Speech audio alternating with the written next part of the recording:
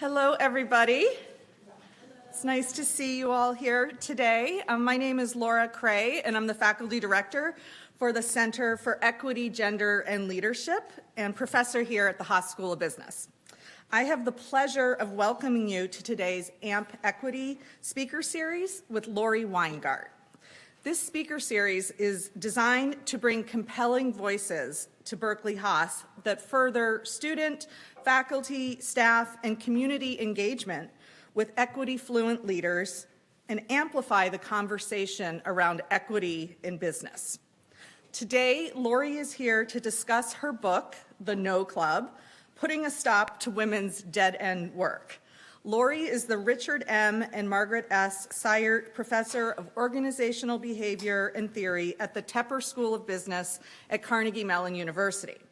She served as CMU's interim provost and chief academic officer and as senior associate dean for education and director of the Accelerate Leadership Center within the Tepper School.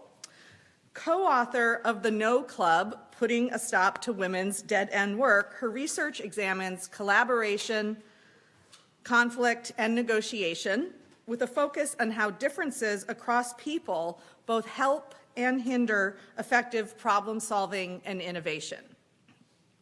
Professor Weingart has published over 70 articles and book chapters in the fields of management, social psychology, industrial psychology, cognitive psychology, and economics. An elected fellow of the Academy of Management and recipient of the Joseph E. McGrath Award for Lifetime Achievement in the Study of Groups, Dr. Weingart served as president of the International Association for Conflict Management, founding president of the Interdisciplinary Network for Groups Research, and as co-editor of the Academy of Management Annals. Dr. Weingart earned her PhD in organizational behavior from the Kellogg School of Management at Northwestern University. Please join me in welcoming Laurie to the stage. Thank you. Well, it's wonderful to be here, and thanks so much for that introduction. Thanks for inviting me. This is almost home away from home because of the faces that I see in this crowd that I connect with so closely. So I'm Laurie Weingart, and let's get this going. There we go. All right. What I want to share with you is a bit of our journey that we went through in writing this book and what some of the things we learned along the way. I am a card-carrying member of the I Just Can't Say No Club. Maybe you get that from the introduction. It's been a long career. We've done a lot of things. About 12 years ago, my colleague Linda Babcock sent an email to the rest of us inviting us to join her at a local restaurant over $10 bottles of wine. They were the loss leader, and they were okay, but invited us to sit down because she knew that we were probably facing the same problems that she faced. And so we were all kind of successful women in our career. She felt that she was being asked to do so many things that she wanted to say no to, but had a hard time doing so, and assumed, well, we probably face the same problem. Let's get together and talk about how to navigate that situation. So we got together, we drank that bottle of wine, we talked about the issues that we were facing, and over the next 10 years, we got a lot better at saying no. But what we soon realized was that didn't fix the problem. We just kept getting asked to do more work. And while we could say no, did say no, when we said no, the work just went to another woman. So we realized that we needed to do more. And to do that, we had to understand the problem more broadly. Was this just our problem? Was it just that we couldn't say no? Was this something that more women faced? What was driving it, and what could we do about it? So three of us are researchers. We decided we would do some research to address the problem. So what I'm here to share with you is what we learned from our own research, from other people's research, and from the people we talked to when we interviewed about their experiences doing non-promotable work, and some suggestions for not only how you can navigate the situation, but also what we all can do to fix the problem. Okay, so first thing we had to do is figure out what's going on here. And what is the type of work that's causing us issue? And we came up with this term, non-promotable tasks, to describe all the things that we get asked to do that are good for the organization, but don't help advance our careers, right? So if you take a moment and think about what you do that might fall into that category. If you're a student, think about the work that that might help your team, but doesn't help your own standing, okay? Or the things you do at work that help your colleagues or your work unit, but don't necessarily help your own career. So we thought about all the different tasks that we were doing, and these are often things we wanted to say no to, but maybe felt we couldn't. And we came up with a top 10 list. So these are just some examples of some of the non-promotable tasks that we identified.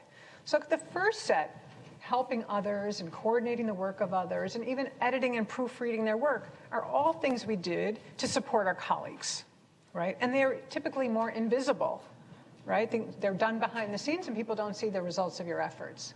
So that was all the things we did to help our peers. The second set, the logistical planning and committees and recruiting and onboarding, all those things we do in service of our institution, right? These are things we need to do to help bring in new members, serve on oversight committees, plan conferences, onboard new hires, right? Very important tasks to the organization, but they're not necessarily part of your job.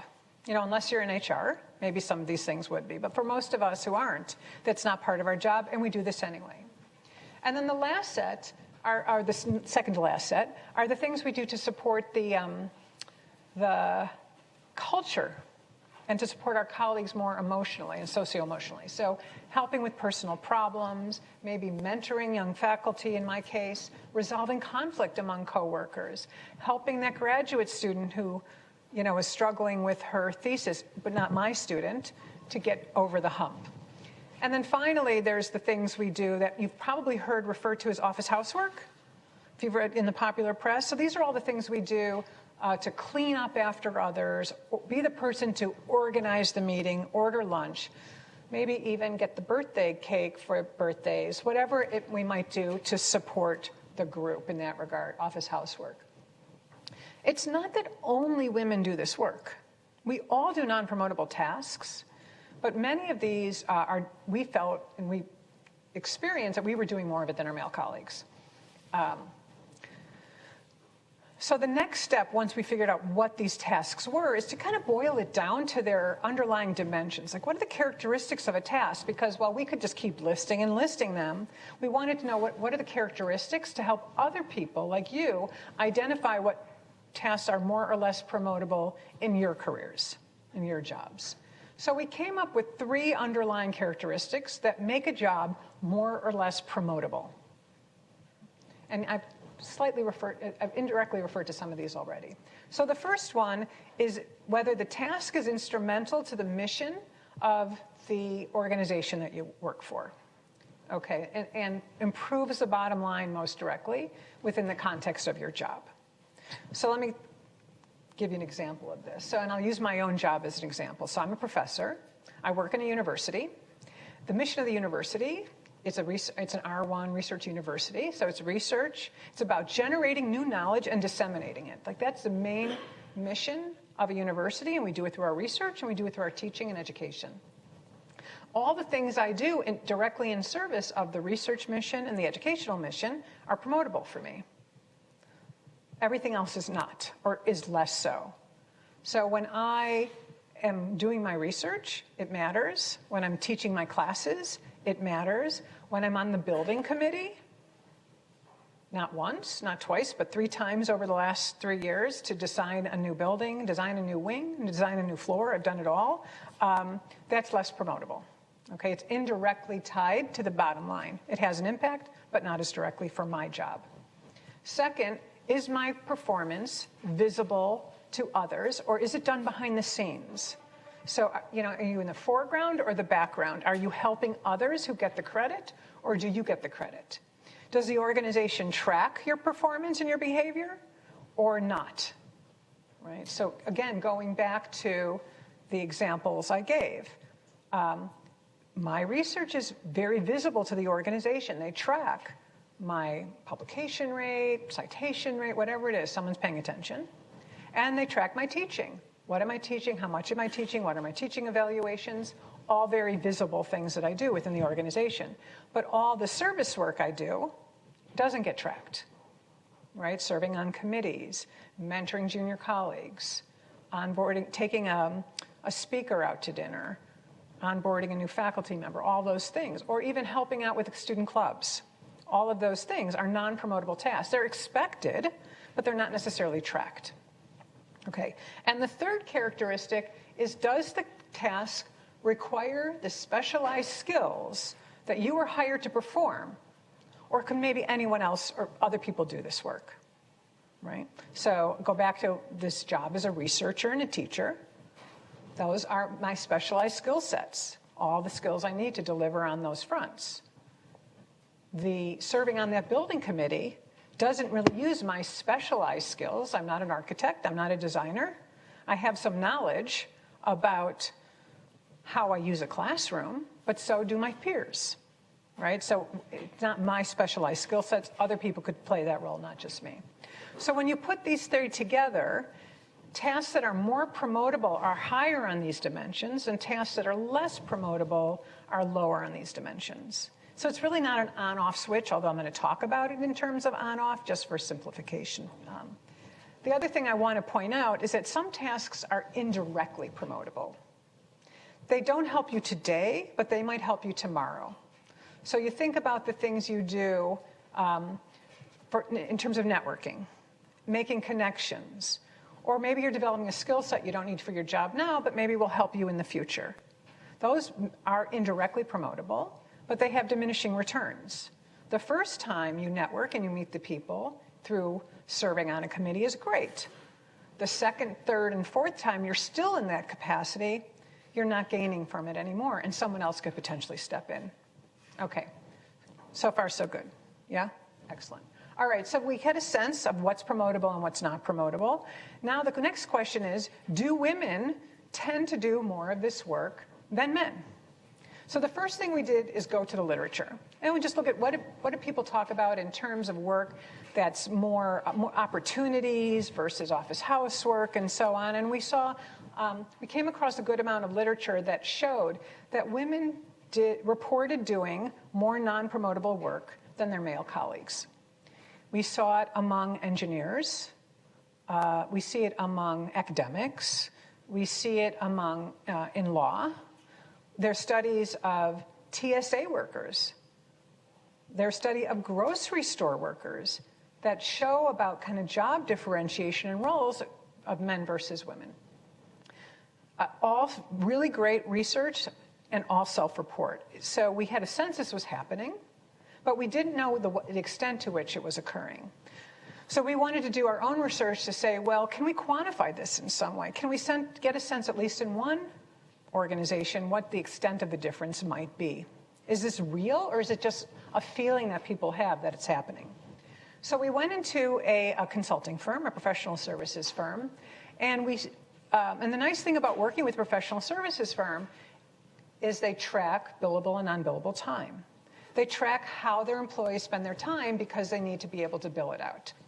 And this organization had subcategories of how people were spending their time, say in mentoring, community service, also billable time working on client projects and so on. So they had a more comprehensive set of data over 3 years, and they then went through the tasks and rated them in terms of promotability based on what they promote on. And then they looked at how many hours their consultants were spending on promotable and non-promotable work. And we broke it out by level of seniority. So the junior consultants and the senior consultants. Because of course you'd expect over time, maybe you would do more, maybe do less promotable work, but there would probably be some differences. Okay, so here's what we found. Regardless of seniority, on average, the women worked 200 more hours per year on non-promotable work than their male colleagues. That's a month of extra work that doesn't advance careers. Okay. So our next, actually the firm was very surprised on how big the difference was. as were we. But then the next question is, well, what about the promotable work? So is this a trade-off? What's going on? So they also looked at the difference in the work that was more promotable. And the story differed depending on whether we were looking at the junior women or the senior women. The junior women engaged in 250 fewer hours of non-promotable work than their male colleagues. So they were making this trade-off. And maybe it was because they were offered less promotable work, or maybe they were misallocating their time. We don't know. But there was this trade-off happening. It was different for the senior women. The senior women just worked more. So they ended up working 250 more hours per year than their male colleagues, and accounted for by this non-promotable work, the nights and the weekends. And it's probably why these women were still with the firm. They knew they couldn't make that trade-off. They needed to be able to get their billables in, do the promotable work, and they couldn't while taking on the extra non-promotable. Okay. So when we look at these two different stories, these two different narratives, we can start thinking about what are the implications of the fact that women are doing this extra non-promotable work. And of course, now there's two narratives we need to think about. One is this idea of the trade-off of promotable and non-promotable work, and the other is the excessive amount of hours that some women end up working to take it on. And remember, this is work that doesn't advance your career. It's one thing if you spent an extra month doing work that advanced your career, then at least you're going to get some benefit from it. But this is time that doesn't help you, it just helps the organization. All right, so we really broke it down into two different buckets of impact, and of course they're related to each other. They're not completely independent, but the first one we call work imbalance. So this kind of is a play off of the idea of work-family balance, right, where you're making trade-offs between the two. And this is what happened with the junior consultants. Right? They were making this trade-off. And of course, when we think about the negative outcomes related to work imbalance, we're talking about fewer opportunities to demonstrate your skill set to the organization, your value to the organization. And this can impede career advancement, maybe by definition.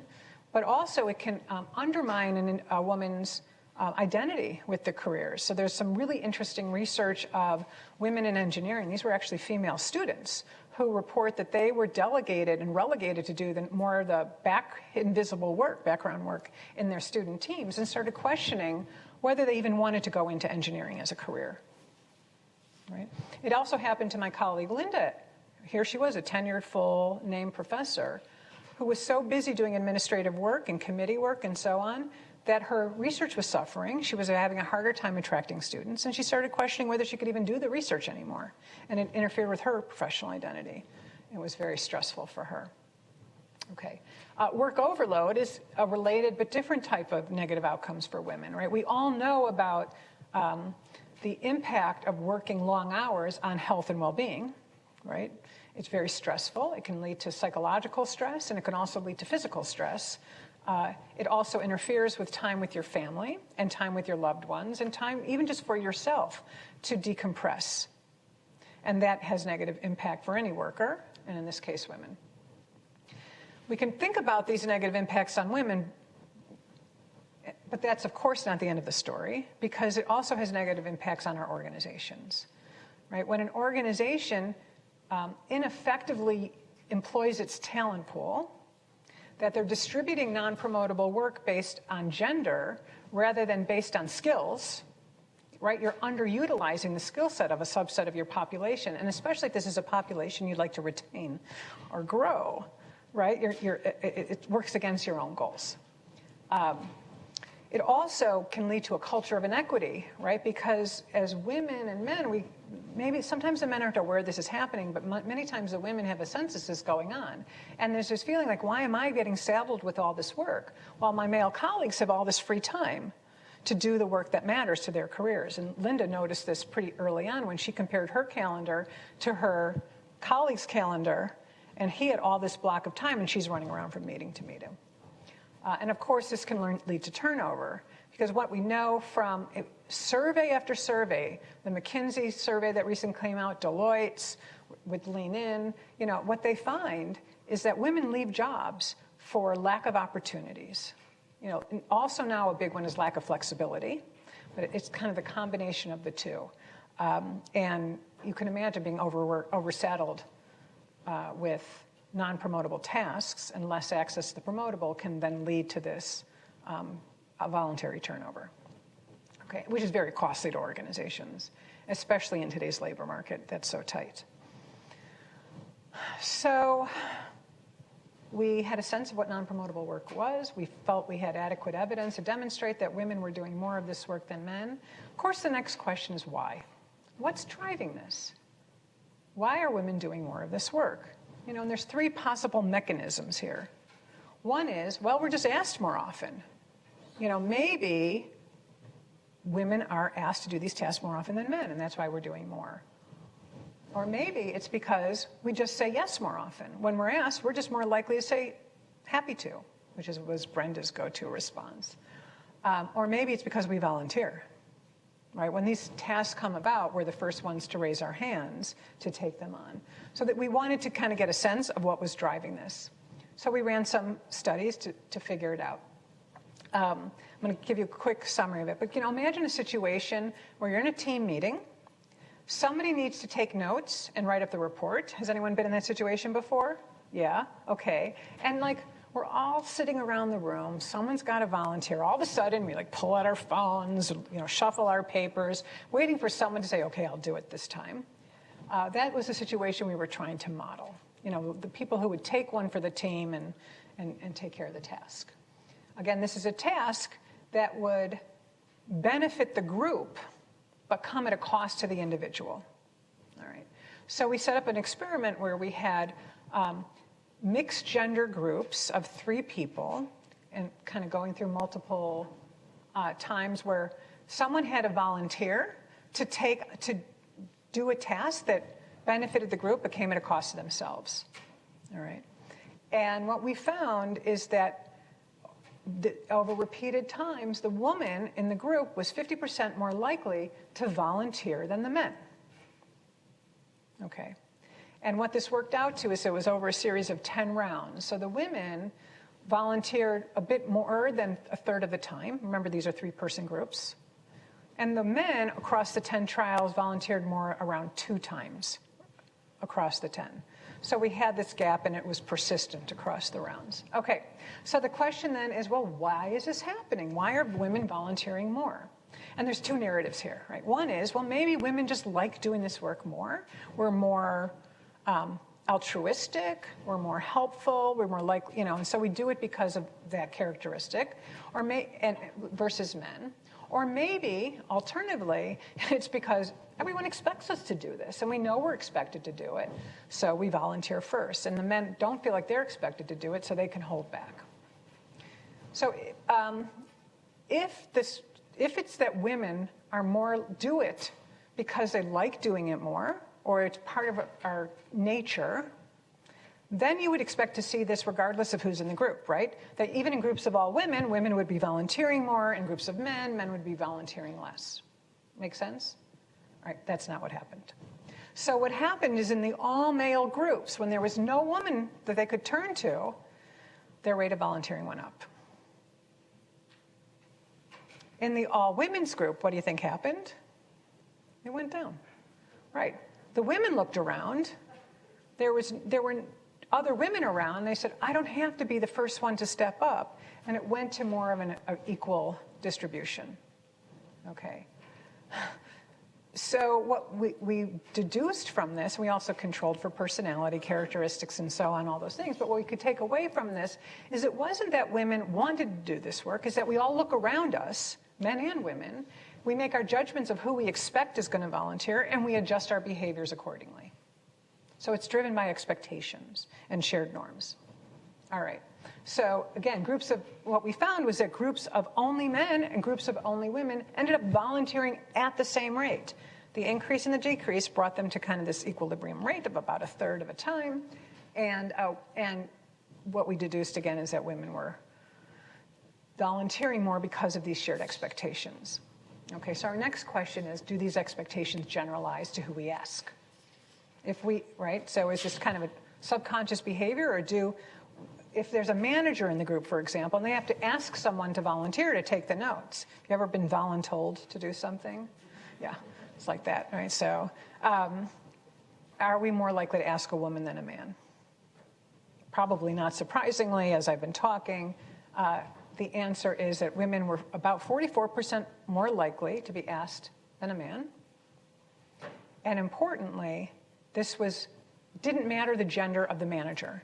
Whether it was male or female, we were all more likely to ask a woman than a man to do the task.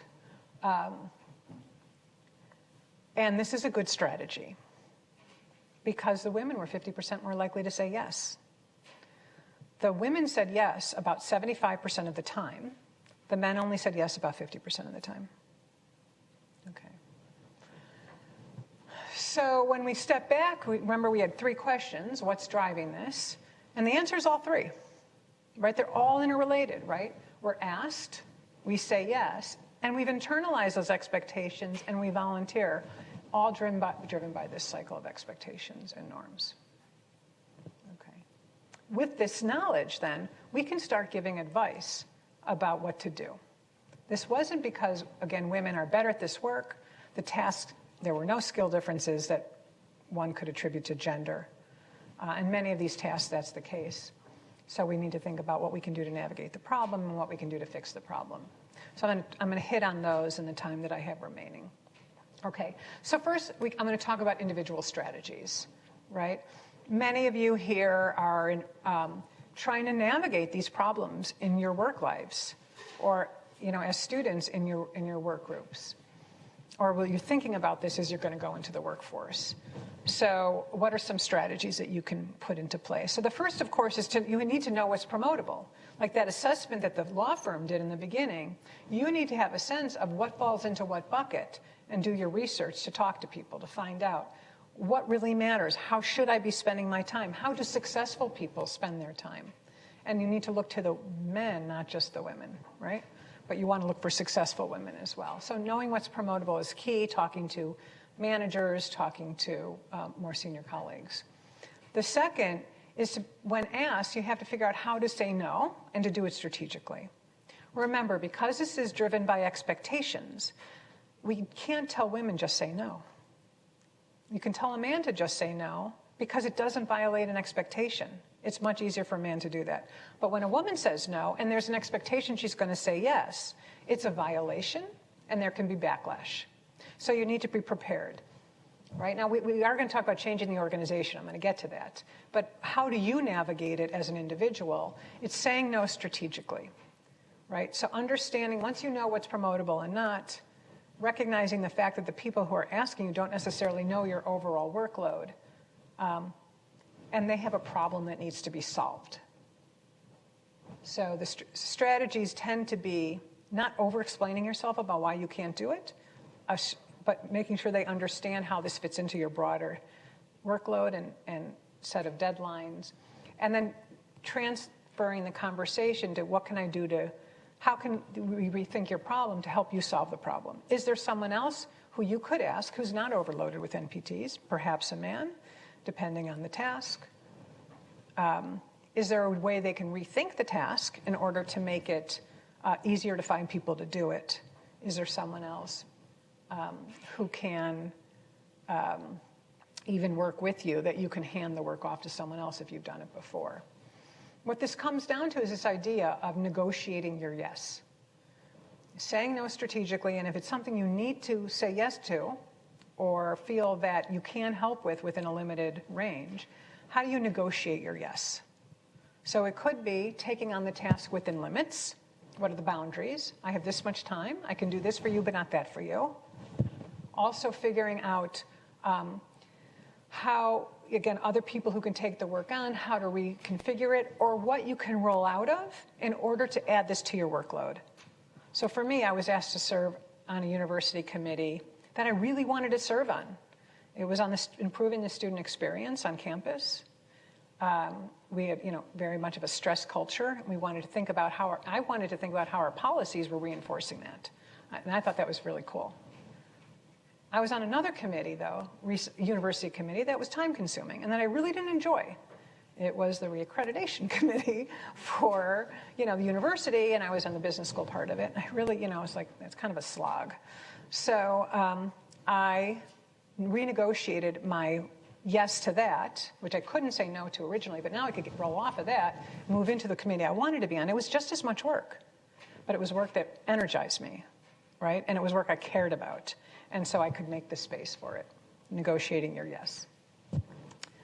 Part of that story is also recognizing the fact that since we all need to do some non-promotable tasks, it is part of our job in some sense. We want to choose the NPTs that are right for us. And everybody has different things that motivate them, that they care about. So choosing non-promotable tasks that are fulfilling to you, that leverage your expertise, and again, put a good return on your time spent is a great way for you to take your tasks that aren't rewarded and get some personal fulfillment from them. So knowing what your personal mission is, knowing what you care about, and using that to guide your decisions. And I realized in writing the book that this is what I was doing, maybe subconsciously. I was saying no to things I didn't really want to do. I was saying yes to more things I cared about, and it really came down to many of these characteristics. And as a result, I was much less stressed out than Lisa and Linda were, while I was spending perhaps the same amount of time on non-promotable work, but it wasn't dragging me down to the same extent it was dragging them down. This is all in service of coming up with, think about your work as a portfolio of work, almost like your investments, where you want to diversify your portfolio and optimize your portfolio, right? So it's really going through this process of assessment and adjustment is key. Assessing how do you want to spend your time? How do others spend their times? What is the organizational expectations? And how can you think about the mix in a way that works for you, and then make those adjustments. What can you let go of? Who can take it on? And who's going to help you make the change? Right? For me, I relied on my dean. When I needed to roll off one committee and onto another, and it was at the university level, I wasn't empowered enough to talk to the provost and say, thanks, but no thanks. But he did it on my behalf. And he said, hey, Laurie would rather do this. It suits her expertise. I fed him the information. She's already on this committee. Can we make the swap? And, it was very compelling. And he said, yes. All right. So those are individual strategies. But I want to spend a minute or two talking about the fixes that are going to really matter, right? And of course, as individuals, you can seed change in your organization through kind of grassroots types of activities. We have a chapter about that in the book. I'm not going to spend time just because we don't have a lot of time, but if you have questions, I can talk about it. But what I wanted to focus on now is what leaders can do, what managers can do, because middle managers or heads of departments and so on really have the most leverage in terms of immediate impact, right? And about how tasks are distributed among the employees who have similar jobs, right? Doing something very simple like stop asking for volunteers and start being more thoughtful about how non-promotable tasks are allocated. Use turn taking or random assignment, or think a little more strategically about who's a good fit for what. These are all strategies that you can implement right away. You can reassign and redistribute existing NPTs, and this is something that I did when I was Senior Associate Dean. Right when I started, I said, hey, because we were already in the No Club and we were thinking about this, I said, show me the list of all faculty and all the committees they're on in the school. I mean, we didn't have the data for the rest of the university or service to their profession, just within the school. And perhaps not surprisingly, the distribution was skewed, men versus women. And so I was in a place of formal authority that I could redistribute those. So the next year, when it was time to put out the assignments, we just evened it out. We pulled the women off that were overloaded. We reduced their load. There were some men who were doing no committee work. Maybe there was a little bit of learned helplessness there, or, But, we said, hey, look, there's a lot of opportunities here. Are there some that you're interested in? And if not, we'll assign you. And we did that. And then finally, identifying more people who can do NPTs and training them up. So if you've never done it before, okay, this year do it with me, and next year you'll take it on, right? So we can not take, I don't know how to do this, as a reason. Okay. And as managers, we can also help our employees navigate the situation by educating them on the promotability of work so that they know how to respond to requests and how to balance their work portfolio. And finally, as managers, we need to avoid cultural taxation. Right? So this is a big driver, one of the drivers, or several, of why women get asked more than men. And in this case, it's because when women are underrepresented, we culturally tax them. The representative of the group said, oh, we want a woman on this committee. We want a woman perspective, so we pull them in. But this is an even bigger problem for our colleagues who are in underrepresented minorities, women of color, because they, in addition to getting tapped as women, you get tapped as being a member of an underrepresented group in the organization, and your time gets really sucked in, and it can be very counterproductive. So not overburdening members of underrepresented groups. Those strategies work locally.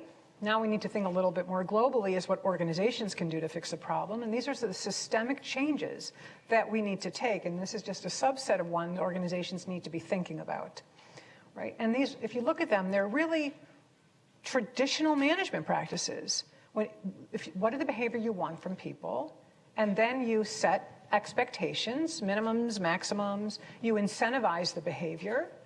Right? Not that maybe you're not going to make it promotable, but at least you're going to have an expectation of the minimum everybody should do and track it so that you can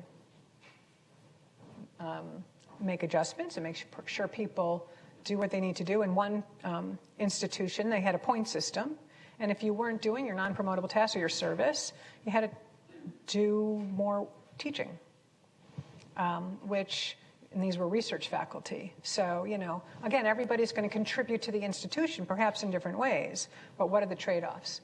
And then we can also think about redesigning jobs and moving tasks around from one job to another to make it promotable for someone else, right? So I managed conferences many times. And not only did I focus on inviting speakers, but I also was doing some of the logistics. Well, this logistical work could be done by a staff member who would be promoted for it, who would be reviewed. It would be part of her job. It was actually became part of his job. And we trained people to run these conferences in-house. And it was an expansion of a job that actually led to more recognition and promotion and pay. And finally, we need to walk the talk, right? We consider what we think about as being promotable even within a job. If our institutions say they value diversity, equity, inclusion, and belongingness, let's make that promotable. How are we going to incorporate that into the work that people do and help it with their advancement, recognition, and pay? So walking the talk. So with that, if we can improve the distribution of work, of non-promotable tasks across men and women and across our workforce in general, and this is going to help the organization. There's a really strong business case we can make here, as well as the equity case, which includes more efficient workforce utilization, a more equitable and supportive culture. And when you have a more engaged and satisfied workforce, you can both retain your valuable employees and attract new ones. So with that, I say welcome to the No Club. Join me, in thinking about what you can do to affect change both in your own lives and your organizations.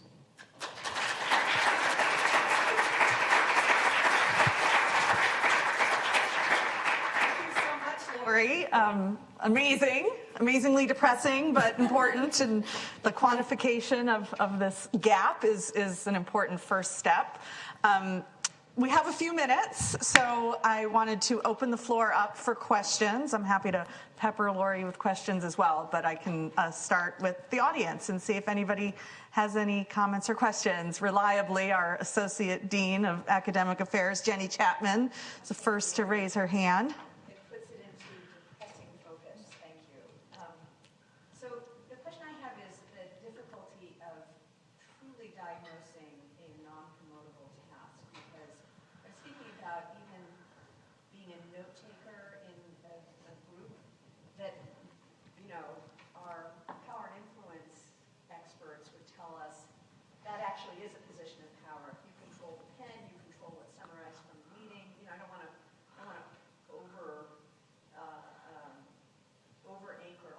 Yeah. particular task, but many tasks have these kind of hidden influence benefits Yeah. to them. And I think that's where, at least I get caught up, is like, well, maybe there is some visibility there, or maybe there is some way that I can use that seemingly non-promotable task for good. Right. And to benefit, Yeah. my reputation or something like that. So I'm just wondering how Yes. straightforward it is to actually define tasks as non-promotable. Right. So I think two answers. So one is think of it as a continuum. It's not an either or. So it could be there are some tasks that fall in the middle. They're in a gray zone. And oftentimes those tasks fall into the indirectly promotable, where they may help you in the future. There's something you could leverage, but they're not necessarily going to help you today. And I think note-taking is a great example of that, although the men often, I think, lean on that example too heavily. All right.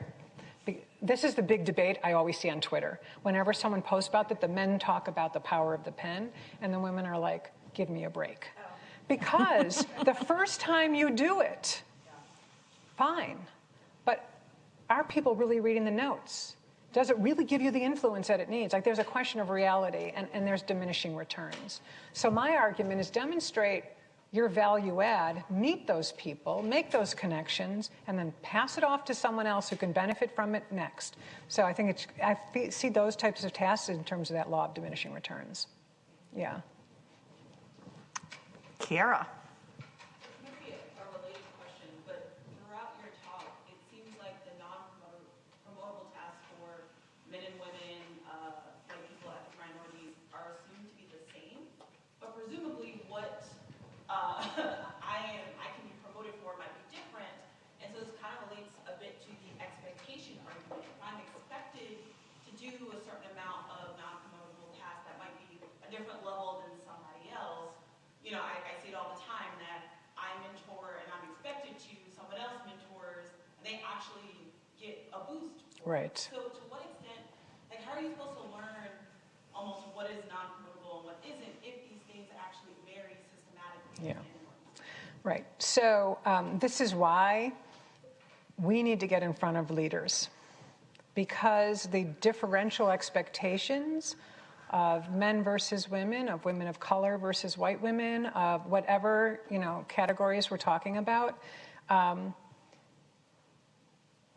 becomes the mechanism that's holding people back, but it's invisible. Like our managers typically don't know that they know that they have these higher expectations, but they don't think about the negative repercussions of it on advancement. So we want our, underrepresented faculty to advance, but then or in any industry, we see this over and over, but then we're giving them all this extra work. So if I'm going to expect them to engage in this additional mentoring, and I actually, that's the one thing I hear the most from women of color, is they do all this mentoring, and it's really important to them, then how does the organization make space for that to make it promotable? Like, if the organization really wants you to do this, then it has to figure into your advancement in some way. And that's the conversation to have with leadership. Say, if this is your expectation of me, and there are so many hours in the day, then what other non-promotable tasks am I not going to be asked to do so that I can deliver on this front while also having the same amount of time available to do the other work that, more traditionally evaluated. So it's a difficult conversation. That's why bottom-up change doesn't solve the problem. It may help you navigate it a little bit so that you can manage your boss's expectations or work within the system, but you're still going to get faced with these asks over and over again. Yeah. You had your hand up.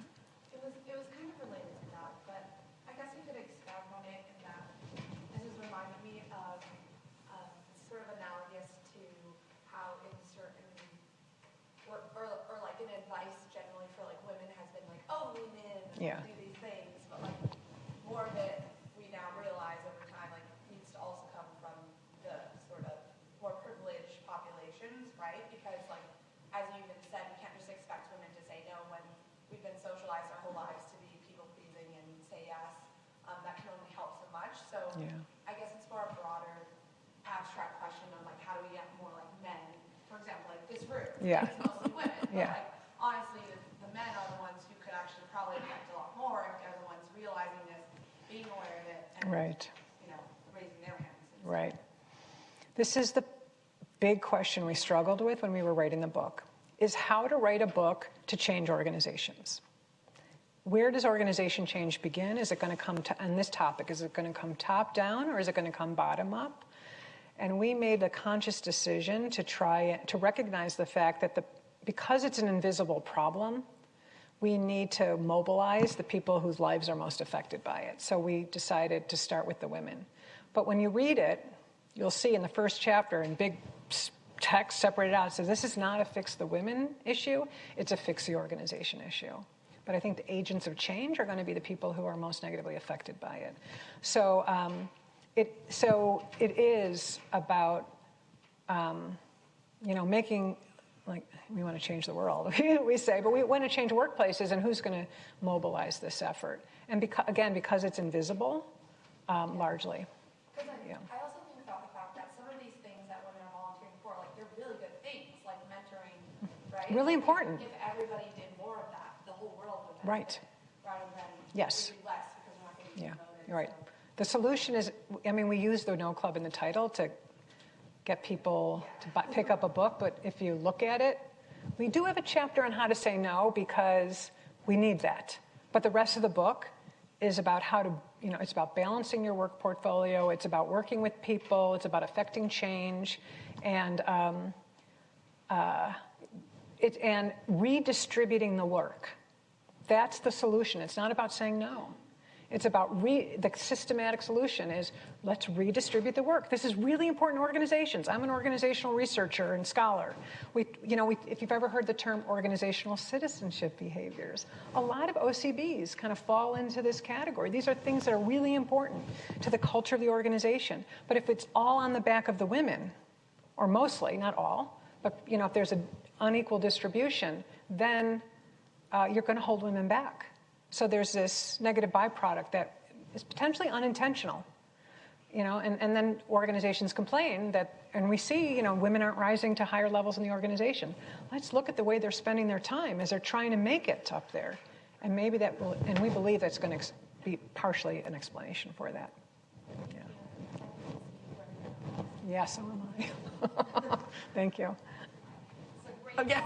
Okay, she doesn't need me. You don't need me. I always need I would like to Laura. ask this person over here, yes. I just wanted to get your ideas on how realistic you think the change really is, because of course this will be more fair, and I would have, 2 years ago I would have said they have to make a change and so on, but then we had the pandemic, and I think particularly looking at how university handled, for example, working moms load in the pandemic with kids at home, the need to homeschool, and there would have been so many things they could have done easily, like teaching relief, committee relief for working moms, and very few places actually did it. So this for me is like the reality check of all this, because that was a time when women were triple shifts, right? And kind of nobody cared, and it wasn't even mentioned. Yeah.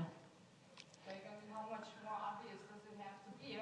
I feel this is also a redistribution of all these tasks, Right. that are on your agenda. Like, they could have done something, but somehow. I wish I had an answer for the bigger question. But what I will say is, we can't give up. We cannot stop talking about these problems, we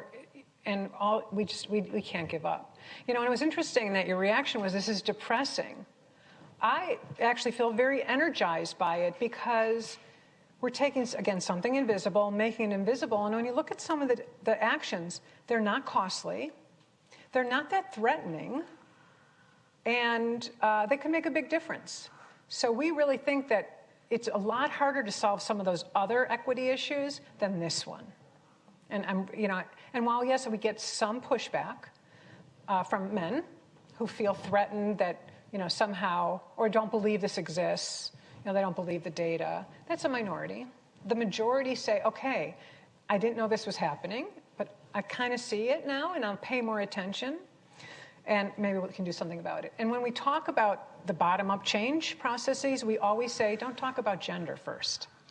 Lead with what's promotable and not promotable, and how are people spending their time. And are we all chipping in? Are we, to the appropriate extent? If you make it something about gender, you're going to get potential defensiveness. But if you just make it about work distribution, It's a little less loaded, and you might solve the problem a little more indirectly and without that backlash or the defensive response.